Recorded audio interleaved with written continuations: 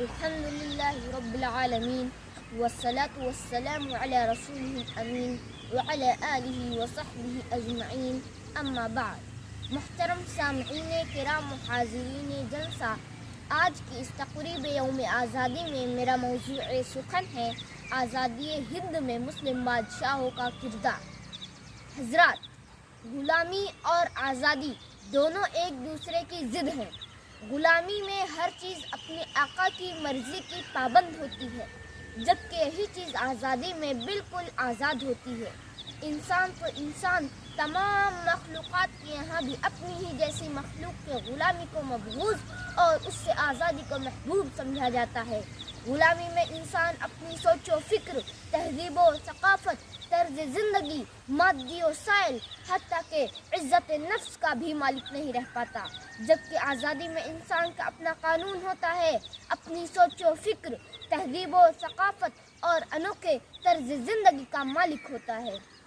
محترم حضرات، انگریزوں نے ہمارے ملک ہندوستان پر قبضہ کر کے یہاں کے تمام وسائل ہتھیا لیے اور ہندوستانیوں کے ساتھ انتہائی برا سلوک کیا۔ جب یہ چیز برداشت سے باہر ہو گئی تو ہندوستان کا ذرہ ذرہ تڑپ اٹھا اور ہندوستان کی آزادی کا نعرہ لگایا، جس کی قیادت بہرحال علماء کرام، نوابوں اور مسلم حکمرانوں نے کی۔ 1757 میں جب قیام ہندوستانی سو رہا تھا، اس وقت پلاسی کے میدان میں نواب سراج الدولہ نے انگریز کو للکارا اور جنگ آزادی کے سفر میں جام شہادت کو نوش فرمایا۔ جنگ آزادی کا یہ کارواں اور آگے بڑھتا ہے اور 1764 میں بکسر کے میدان میں شاہ عالم شجاع الدولہ اور میر قاسم کی متحدہ فوج نے انگریزوں کے خلاف علم بغاوت کو بلند کرتے ہوئے اپنے تن من دھن کی قربانی دے کر ایک تاریخ بنا ڈالی۔ شیر میسور ٹیپو سلطان رحمۃ اللہ علیہ، جس کے نام سے انگریز کانپتا تھا اور جس ہیرو نے یہ نعرہ دیا، شیر کی ایک دن کی زندگی گیدڑ کی 100 سالہ زندگی سے بہتر ہے، انہیں انگریزوں نے شہید کر دیا اور اس کے بعد اعلان کیا، ٹوڈے انڈیا بلانگس ٹو اس۔ جب تک ٹیپو سلطان زندہ تھے ہندوستان ہندوستانیوں کا تھا، لیکن ان کی شہادت کے بعد انگریز نے اعلان کیا، آج بھارت ہمارا ہو گیا۔ محترم حضرات، 12 مئی 1857 کو بہادر شاہ ظفر نے اعلان کیا، جو شخص بھی انگریزوں کو پناہ دے گا اس کو سخت سزا دی جائے گی۔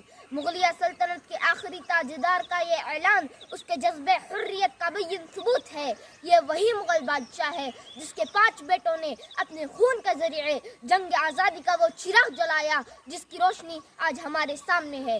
اتنا ہی نہیں بلکہ ان کے 3 پوتے اور نواسوں نے اپنی جان کو قربان کر کے جنگ آزادی کے کارواں کو آگے بڑھایا۔ میں اپنی تقریر کو اس شعر سے ختم کرتا ہوں کہ اے طائر لاہوتی اس رزق سے موت اچھی، اے طائر لاہوتی اس رزق سے موت اچھی، جس رزق سے آتی ہو پرواز میں کوتاہی۔ وما علینا الا البلاغ۔ السلام علیکم ورحمۃ اللہ وبرکاتہ۔